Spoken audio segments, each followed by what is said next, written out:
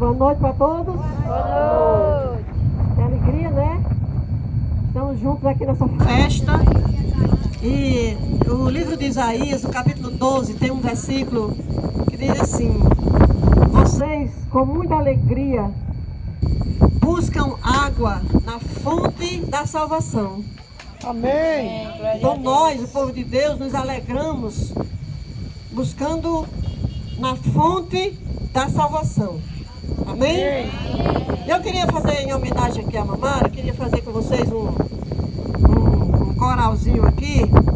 Eu vou dizer assim: Mamara, só dá você. E vocês dizem: eu estou aqui só para te ver. Todos juntos. Mamara, só dá você. Eu tô aqui só pra te ver. Parabéns, viu? Parabéns para você, irmã, pela iniciativa de convidar os irmãos aqui para adorar a Deus. Na verdade, nós não estamos aqui só para ver Mamara. Nós estamos aqui em primeiro lugar para orar, agradecer a Deus, adorar a Deus. Amém. E também agradecer pela vida dela. Bom, gente, nós vamos compartilhar com vocês a palavra de Deus, né? Que nossas palavras não valem nada. As palavras que valem são da palavra de Deus. Eu queria, nessa noite,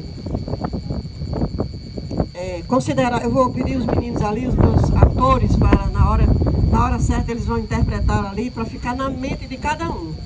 A mensagem deve ficar na nossa mente, para a gente crer e para a gente colocar em prática. Muito bem. Nós, os pregadores da palavra de Deus, nós temos a ideia de que as pessoas vão à igreja ou vêm ao culto para ouvir uma linda mensagem, um sermão eloquente, um pregador sábio, de poder. Nós temos a ilusão, a ideia de que as pessoas vão à igreja ou vêm ao culto para assistir uma bela mensagem. Então, quem veio ao culto para ouvir, assistir uma bela mensagem, às vezes pode sair até frustrado, não é? Então, as pessoas vão à igreja e vêm a um culto, sabe por quê? Elas vão à igreja e elas vêm a um culto para buscar respostas em Deus. Respostas e soluções para os nossos problemas. É por isso que a gente faz culto, é por isso que a gente vai à igreja e é por isso que a gente vem para a presença de Deus, para buscar respostas e soluções para os nossos problemas. Então eu vou pedir para todos abrirem a Bíblia no livro de Gênesis. Nós vamos começar do começo e vamos fazer uma ligeira retrospectiva para que a mente de cada pessoa possa ser iluminada com a mensagem. E alguns amigos que estão na calçada, que estão ouvindo de longe, também serão abençoados com essa mensagem. Gênesis capítulo 1, no versículo 26, diz que Deus, na hora que foi criar o ser humano, ele disse: façamos o homem a nossa imagem, conforme a nossa semelhança. E o resto do verso diz que o homem teria domínio sobre tudo que foi criado. Então o homem era amigo de Deus. Quando o homem foi criado, ele foi criado com uma capacidade mental extraordinária, uma inteligência suprema e estava em plena comunhão com Deus. E ele era amigo íntimo de Deus. E ele foi criado para permanecer na presença de Deus, para ser feliz para sempre. Amém. Não foi assim que aconteceu? Mas aí aconteceu um incidente desagradável, que foi a entrada do mal na natureza dele. O mal entrou na natureza do ser humano quando ele duvidou de Deus, quando ele desconfiou de Deus e acreditou na mensagem do inimigo. E aí entrou o problema do pecado na natureza humana. E nós vamos ver isso no Gênesis 3, você já está aí no 1, vá para o capítulo 3. Gênesis capítulo 3. Gênesis capítulo 3, versículo 7. Vou vamos descobrir qual foi o primeiro problema que surgiu na vida do homem após o pecado. Capítulo 3, verso 7. E já eu pergunto, antes de ler o texto, você se lembra qual foi o primeiro problema que aconteceu na vida do homem depois do pecado? O que diz aí na Bíblia?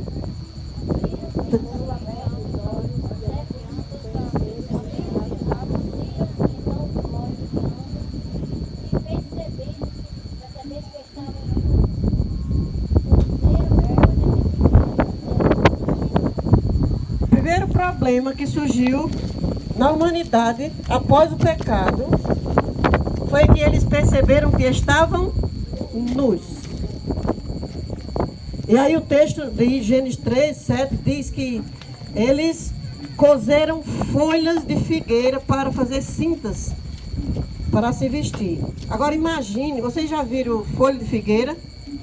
Hoje porque eu estava estudando a Bíblia nesse texto, eu pesquisei para ver na internet os diferentes tipos de figueira que existem. E a folha da figueira não é das maiores folhas. A folha de figueira ela é como folha de abacate, sendo mais forte, sendo mais larga e mais forte. Mas ela é pequena, é uma folha pequena. Então eu fiquei pensando assim, por que Adão e Eva foram fazer roupa de folha de figueira? Você tinha tantas outras folhas, bananeira com a palha bem grande, né? A mamona que tem aquela folhona, o próprio mamão que tem aquela folha grande, né? Tantas folhas grandes, e Adão e Eva foram fazer roupa, costurar folha de figueira. Agora pare para pensar, como foi que eles fizeram essa roupa?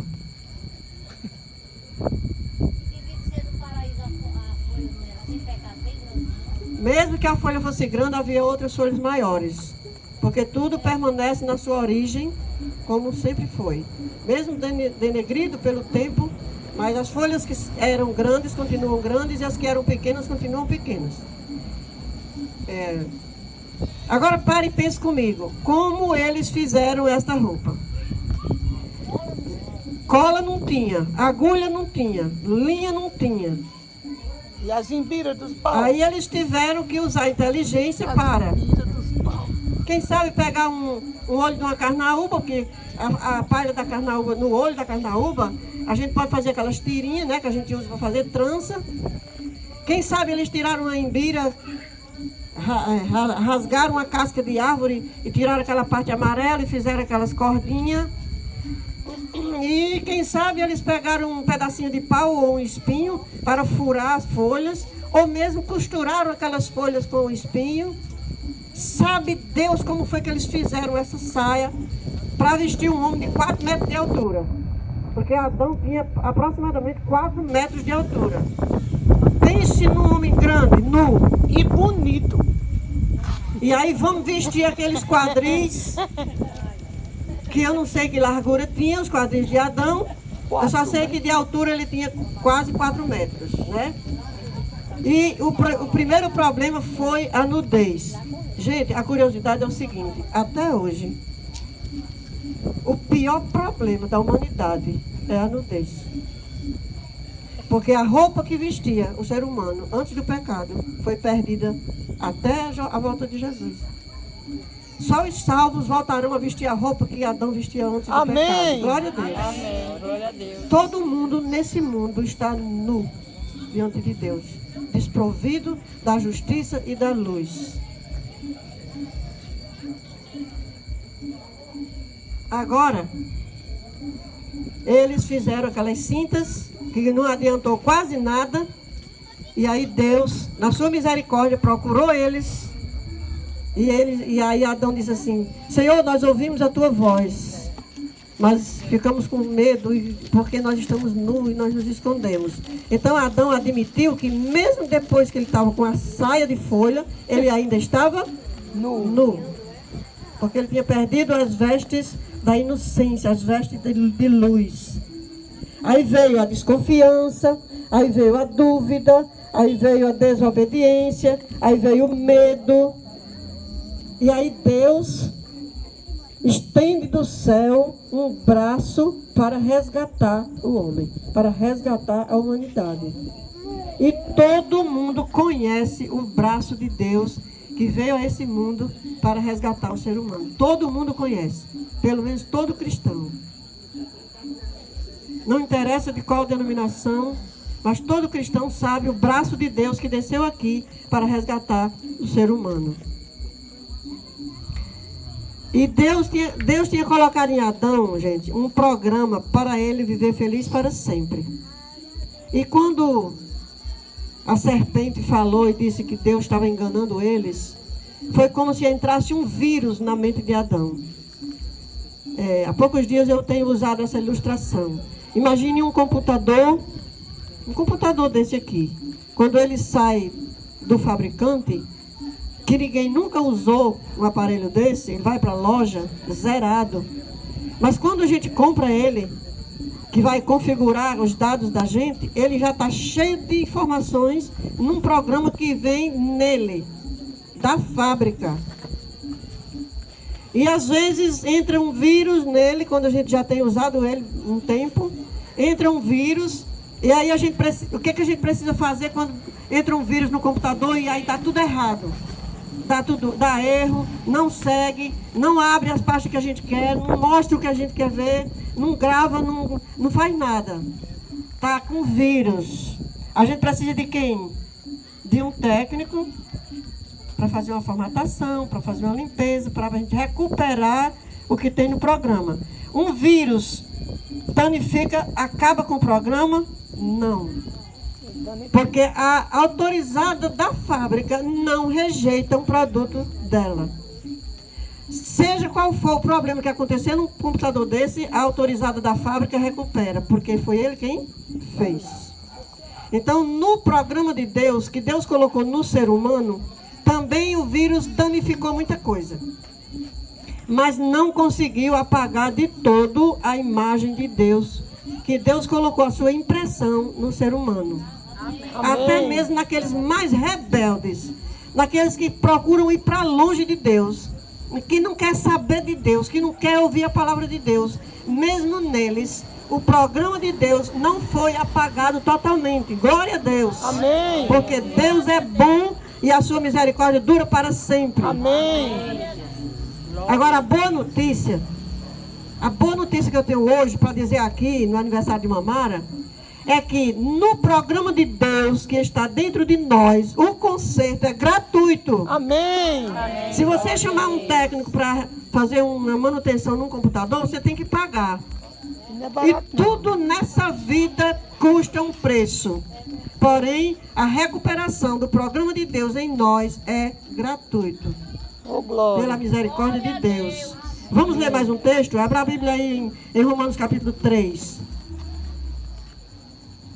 Aqui está ruim para eu abrir a Bíblia, mas você abre aí e lê. Aí. Romanos capítulo 3. Qual verso? 24 e 25. Certo. Pode ler? Pode.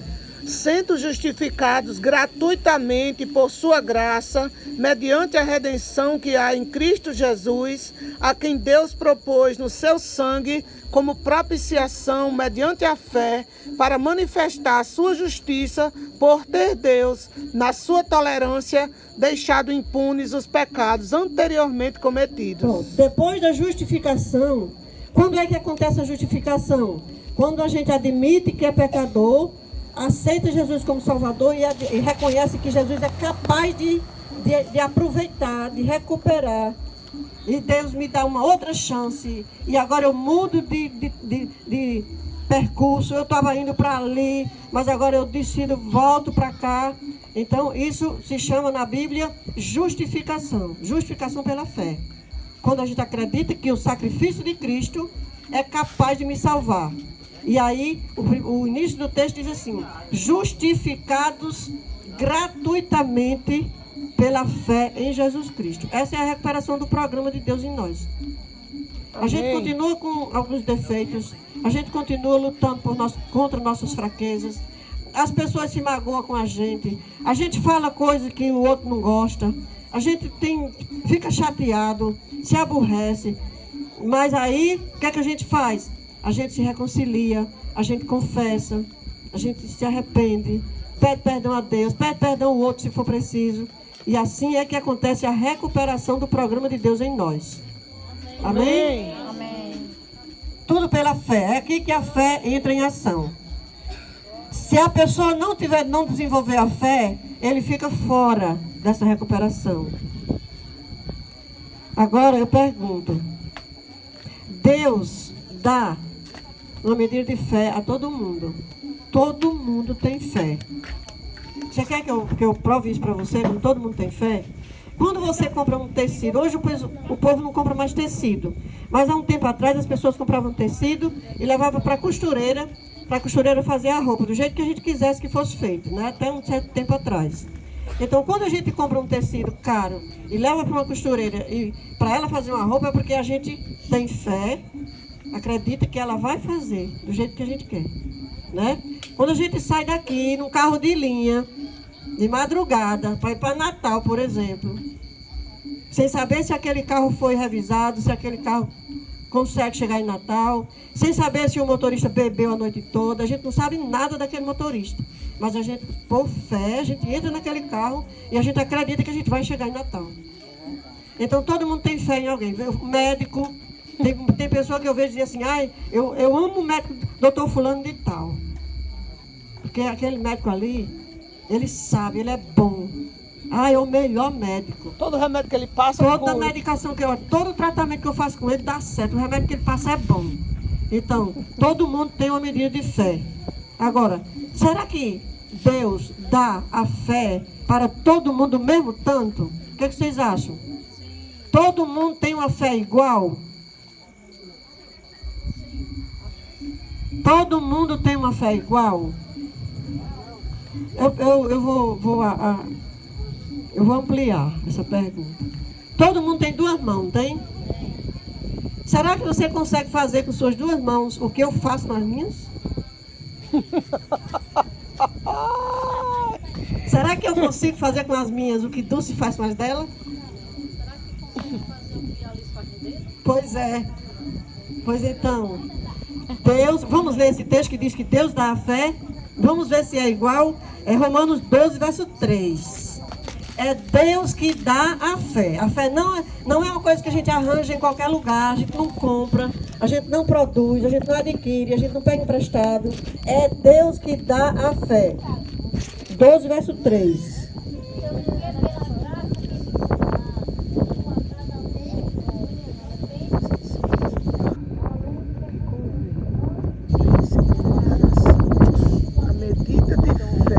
Deus repartiu a cada um. Deus repartiu uma medida de fé para cada um. Amém. Amém. Agora, como na parábola dos talentos, veja, na parábola dos talentos, eu acho que aqui a maioria conhece essa parábola, o Senhor distribuiu talentos para todos. Para uns, 5. Para outros, 2. Para outros, 1. Mas todos ficaram com talentos, todos, em diferente medida.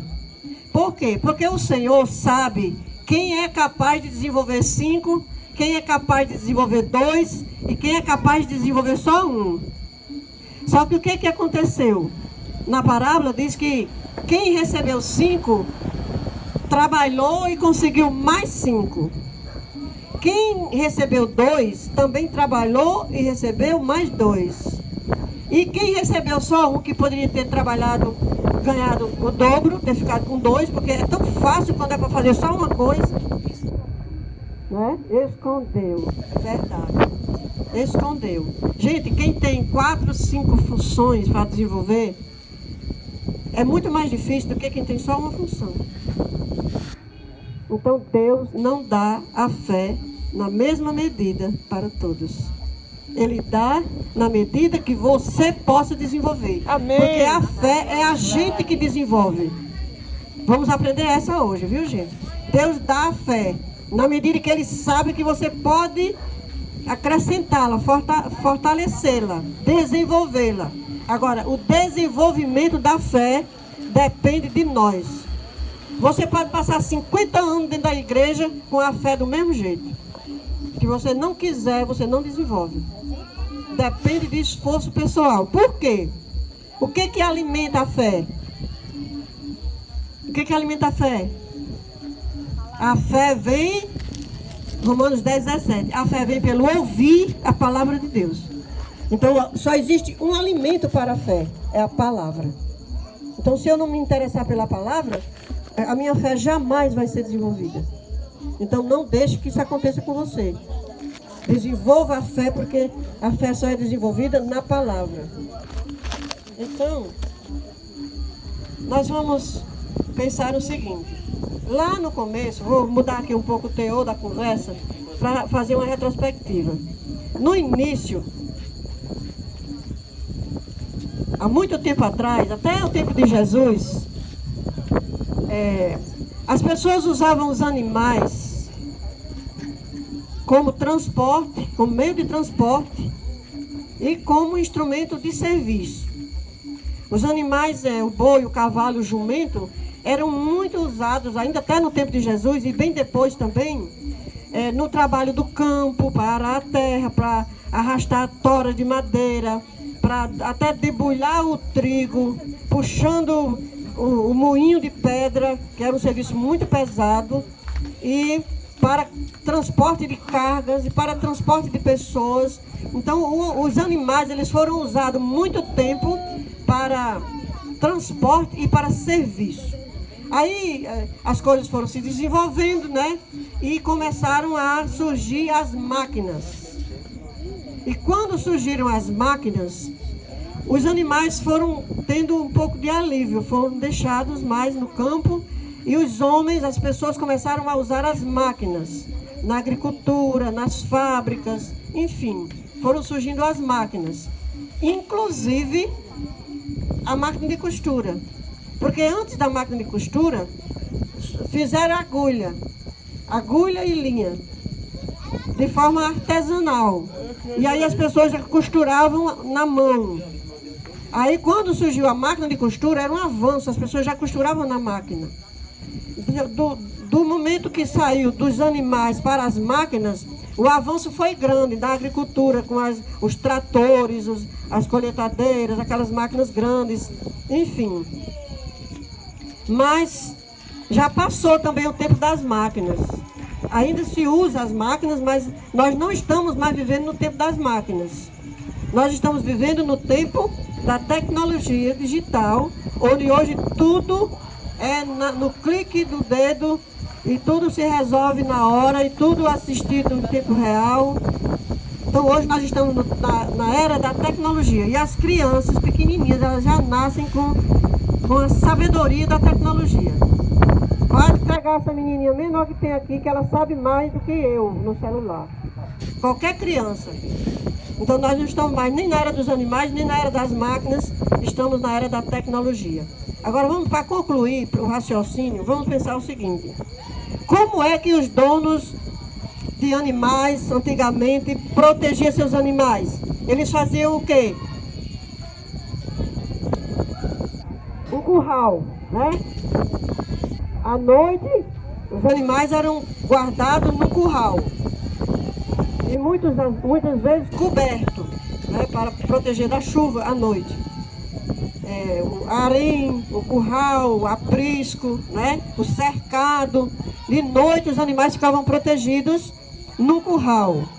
As máquinas também eram guardadas em galpões. As fazendas, a gente vê nos filmes, nos vídeos, nas novelas, nesses lugares. Quem nunca foi num lugar de fazendas grandes, fazendas ricas, eles mandam construir um galpão bem grande para guardar as máquinas.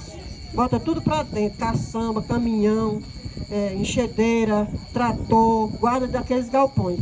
Dentro daqueles galpões tem uma espécie de oficina. É ali naquele galpão que o mecânico, que é contratado do fazendeiro, que ele já trabalha ali de carteira assinada para manter aquelas máquinas lubrificadas e revisadas para que o trabalho da lavoura, para que o trabalho da fazenda não pare. Aonde é que as máquinas são recuperadas? Dentro do galpão. Onde é que os animais são cuidados, alimentados e protegidos? Dentro do curral. E o povo? E as pessoas? como é que Deus faz para recuperar, para fazer uma revisão em nós, para trocar aquilo que está desgastado, para nos renovar semanalmente, para nos dar condição de continuar seguindo a nossa vida. Onde é que Deus recupera o programa que foi danificado na pessoa, no ser humano? Aonde é? Deus tem um aprisco nesse mundo. Amém. Deus tem um aprisco. Eu vou imprensar mais uma coisinha. Será que é a igreja mesmo que é o aprisco de Deus nesse mundo? Posso fazer outra pergunta? Todo mundo que está dentro do aprisco está guardado? Sim ou não? Todo mundo que está dentro do aprisco está salvo? Sim ou não? Não. Então não precisa do aprisco. Então o aprisco não é a igreja. Mas eu vou apresentar para vocês hoje aqui um aprisco. Eu vou pedir os meus atores aqui para se posicionar. Que eu vou mostrar para vocês o que é o aprisco de Deus. E todo mundo que estiver dentro do aprisco de Deus será salvo. Amém. Porque quem está dentro do aprisco de Deus está guardado por Deus. Essa menina maior, como é o nome dela? Isabela, ela está fazendo um personagem que eu vou pedir que ela fique em pé ali, mas o nome dela está. E Manuel, pode ficar aqui na cadeirinha, Manuel. Junte a bata aí. Junte a roupa, já esculambou tudo. Fique sentadinho aí. O rapazinho ali fica naquele batinho, só um instantinho ali, por favor. Fica do lado de dentro da cordinha. Do lado de dentro da cordinha. Não, pode ficar.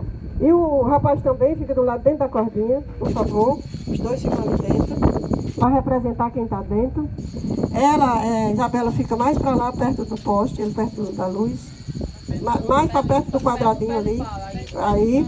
E ela fica do lado de cá, aqui, pertinho de Manuel, aqui. Sim. Você pode ficar sentadinha virada para lá, ali na calçadinha aqui, olha. Onde você está, pode ficar aí, pronto. Deus tem um aprisco nesse mundo onde Ele recupera o programa de qualquer pessoa. Pode estar estragado do jeito que tiver, pode estar no fundo do poço, pode estar drogado, pode ser ladrão, pode ser o que for. Dentro do aprisco de Deus ele é recuperado. Vocês estão curiosos para saber, porque não é a igreja, gente. Não é a igreja. Ah, se fosse a igreja, mas não é. Tem gente que fica a vida toda na igreja e está perdido. Se perde dentro da igreja. Misericórdia. Mas Deus tem um aprisco e é ali que Ele recupera. Ele recupera qualquer um de nós, gente. Qualquer um de nós. Pode ler no texto da Bíblia que vocês vão saber quem é quem aqui. Vamos lá em João capítulo 10. João capítulo 10. Aquele cordãozinho ali, talvez quem esteja longe não esteja nem vendo o cordãozinho. Mas o cordãozinho está por ali assim, ó. Vai até o portãozinho, vem pelas cadeiras e para ali onde está Isabela. O texto de João diz assim. João 10, verso 7. Sim. É Jesus que fala. Ela está ali representando Jesus, né? Como é que diz João 10, verso 7?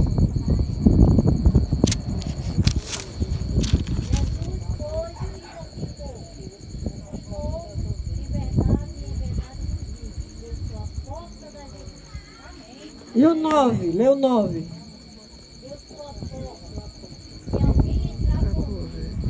Salvo entrará e sairá e achará pastagem. Pronto. Quem entra por Jesus, digamos que isso aqui é a porta do aprisco, olha. Entra por Jesus. O que acontece quando eu entro aqui? Porque Jesus é a porta, eu entro através dele. Acontece o que eu falei primeiro, a justificação pela fé. Acho que eu puxei demais. Acontece a justificação pela fé. Oi? Quem está justificado está na justiça. Quem está na justiça é justo. E quem está justo é salvo. Amém. Porque ele é a porta. Aí o texto diz que a pessoa entra e sai e acha pastagem. Entrar e sair quer dizer que a pessoa é livre. Porque eu entro porque eu quero. Eu sou livre quando eu estou dentro. Todo mundo que está fora está preso. Porque quem está fora do aprisco de Deus está em pecado. É pecado ficar longe de Deus. Gente, pecado não é matar e roubar e adulterar e mentir. Isso são os efeitos do pecado. O pecado é ficar longe de Deus. Então quem não está no aprisco de Deus está em pecado. E quem está em pecado morre. Quem está em pecado está perdido. E aí como é que eu faço para entrar ali? Deus fez um curral com 10 pedras. É porque aqui não tem como fazer 10 postes. Em alguns lugares que tem espaço eu coloco 10 coisas para representar as 10 pedras do curral. O curral de Deus para nós nesse mundo é feito com 10 pedras. Quem sabe quem são elas? Quem sabe quem são as pedras? Boa noite, Marcos. Antes de eu dizer para vocês quais são as pedras do curral de Deus, que eu sei que algum aqui já sabe. Já sabe, não sabe? Jesus fez um curral com 10 pedras e todo mundo que está dentro do curral é livre e é salvo. E o inimigo não tem poder sobre quem está dentro. Amém. Ele só tem poder quem está fora. Verdade. Ele está ali de preto para representar o lado do mal, mas ele é bom. Ele é só um ator. Né? Deixa eu contar uma historinha de ovelha para vocês, porque aprisco lembra ovelha, né? Jesus comparou o seu povo com animais. Aí, vocês já encontraram na Bíblia um lugar que Jesus diz assim: vocês são meus guepardos. Sabe qual é? Sabe por que o guepardo não representa o povo de Deus? Porque guepardo é o animal mais veloz da terra. Não existe nenhum animal mais rápido do que guepardo. E Jesus não disse assim: vocês são meus guepardos. Também Jesus não disse assim: vocês são minhas tartarugas. Jesus podia ter dito, porque nós pensamos no povo que anda devagar, é nós. Vocês são minhas tartarugas. Ou então vocês são meus bichos preguiça, porque pensa no povo preguiçoso. Não. Jesus disse: vocês são as ovelhas e eu sou o pastor. O bom pastor. Amém. O bom pastor que dá a vida pelas ovelhas. Amém. Então, para entrar ali tem que virar ovelha. Guepardo não entra, guepardo tira de um pulo, vai parar lá naquela moto. Guepardo não entra, tartaruga não entra. E por que Jesus não disse assim: vocês são minhas galinhas? Porque Jesus podia ter dito: vocês são minhas galinhas. Porque pensa num bicho ruim de se lidar a galinha. Olha, galinha mexe com tudo, cisca tudo, caga tudo. Pode estar com o papo estourando de cheio. Se você botar um cimentezinho para secar, ela vai mexer. Ela pisa, se você estender um pano, ela pisa no pano.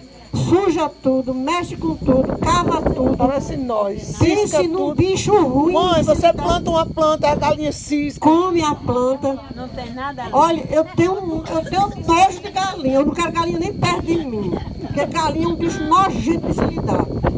E Jesus podia ter dito: venham minhas galinhas. Porque pensa num povo ruim de lidar.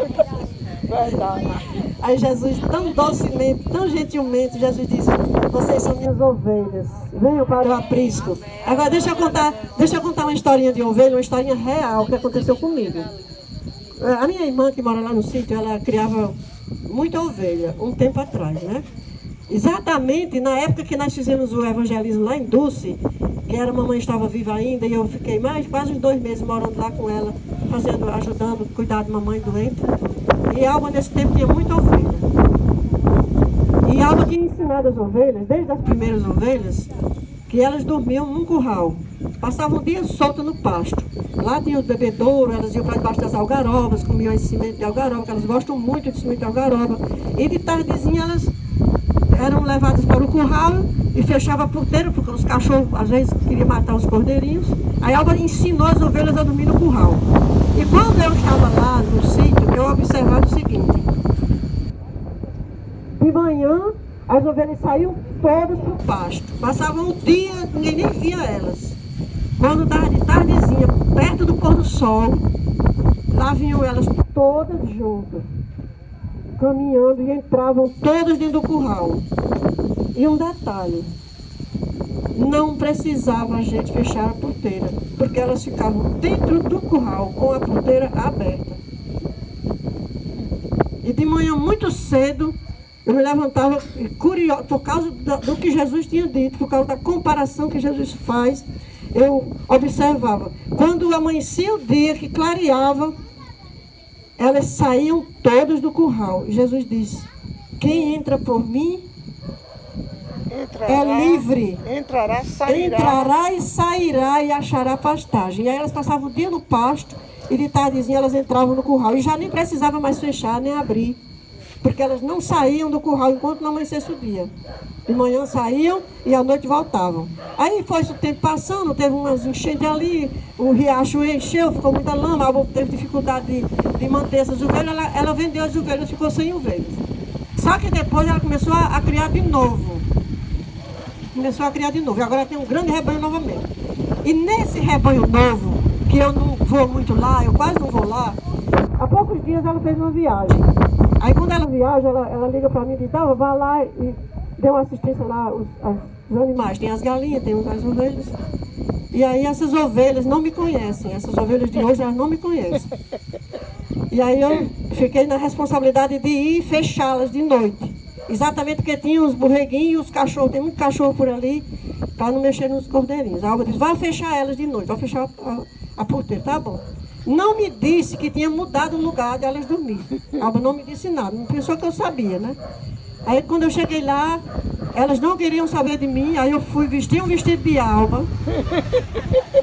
E comecei a andar como Alba, porque a Alba anda assim meio que nem papai, né? Meio que parece que uma perna maior. E eu comecei com um vestido de Alba e andando que nem Alba e falando que nem Alba. E consegui levar elas para o lugar que eu pensava que elas dormiam. E elas sem querer ir, mas quando eu consegui peguei uma varinha e botei tudo para dentro do curral antigo. E aí quando eu botei elas para dentro, gente, elas se posicionaram todas assim, de frente para mim, e ficaram olhando para mim. Todas as ovelhas olhando para mim, eu quase que choro, gente. Olhando para mim, como que quisesse falar no olhar e dizendo assim, idiota, você não está vendo que nós não estamos dormindo aqui? Você não está vendo que no lugar que a gente dorme tem cocô, tem xixi, aqui está tudo seco? Deixa de ser idiota, leve para nós para o nosso lugar. E aí eu fiquei ali, as ovelhas olhando para mim, olhando para mim. Aí foi que caiu a ficha e eu olhei para o chão e disse, as ovelhas não estão dormindo aqui não. Está tudo limpo. Aí eu me afastei do meio da porteira. Aí eu disse desse jeito, em nome de Jesus, se eu estiver mentindo, eu segue o cara pretinho aqui. Eu saí da frente da porteira e disse assim, e onde é que vocês estão dormindo? As ovelhas saíram todas de dentro desse lugar que eu estava forçando elas a ficar e foram todas para dentro do curral que a Alba tinha ensinado elas a dormir agora. Mas, rapaz, no outro curral, lá no estábulo onde era das vacas. Elas foram tudinho. Elas foram todas para lá. Quando elas entraram, aí tem uma correntezinha que a gente passa por um buraco na parede e bota o cadeado. Aí eu botei o cadeado, eu só não chorei, mas eu fiquei emocionada demais de como Jesus é bom, de como Jesus é maravilhoso e nos comparar com ovelha, gente. Ovelha é um animal extraordinário. Duas grandes lições que eu aprendi com as ovelhas de Alba, em 2 tempos, em 2 rebanhos diferentes. Elas não falam, mas elas testemunham de como elas gostam da sua dona, de como elas respeitam ela. E que mesmo eu vestida caracterizada, elas sabiam que não era Alba. Mas você puxa da perna igualzinho quando você quer. Ei, irmãos, eu vou terminar aqui e vou dizer um negócio a vocês. Nem todo mundo é pregador, nem todo mundo é cantor, mas todos são ovelhas. Amém. As ovelhas, elas não falam, mas elas testemunham.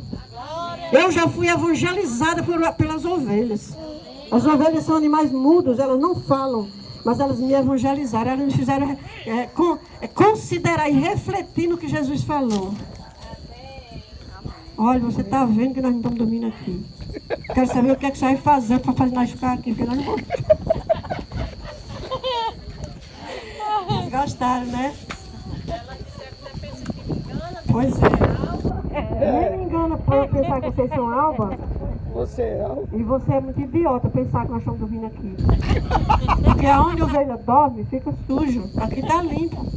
Aqui não tem marca de que nós estamos dormindo aqui. E é o jeito que tem para entender a linguagem delas. E vocês sabem que os animais, eles têm a linguagem deles, né? Porque tudo que Deus fez foi perfeito. E a coisa mais preciosa que Deus somos nós. E nós precisamos ouvir a voz de Deus e entrar na presença de Deus. Agora você já sabe quais são as 10 pedras? Primeira, não terás outro Deus diante de mim. Segunda, não farás para ti imagem de escultura. Terceira, não tomarás o nome do Senhor teu Deus em vão. Quarto, lembra-te do dia de sábado para santificar. Quinto, honra teu pai e tua mãe. Sexto, não matarás. Sétimo, não adulterarás. Oitavo, não furtarás. Décimo, não dirás falso testemunho. Não dirás falso testemunho. Décimo, não cobiçarás coisa nenhuma que pertence ao teu próximo. O curral de Deus é feito com 10 mandamentos. Então tem muita gente que está dentro da igreja e está fora do curral. Então entre no curral da obediência. Porque a salvação é para todos, mas só vão ser salvos os que são obedientes. Aos que se transformam em ovelha, e ovelha obedece. Não obedece? Obedece. Então, você quer ser uma ovelhinha de Deus? Decida hoje no seu coração ser obediente a Deus. Aceitar o programa de recuperação de Deus. Amém. Porque uma máquina, quando vai para revisão, ela tem um tempo para ser revisada. Um carro, quando roda a semana toda, tem que ir para a oficina para ser revisado. Um computador, quando dá um problema, tem que ir para o técnico para fazer a recuperação que tem que ser feita. E Deus está disposto a recuperar qualquer um de nós. Amém. É só a gente entrar no curral. Porque Ele está ali de braços abertos para nos receber. Amém? Amém. Então, vamos ouvir mais um louvor? É Dulce? Vai ter um vídeo e a música, né?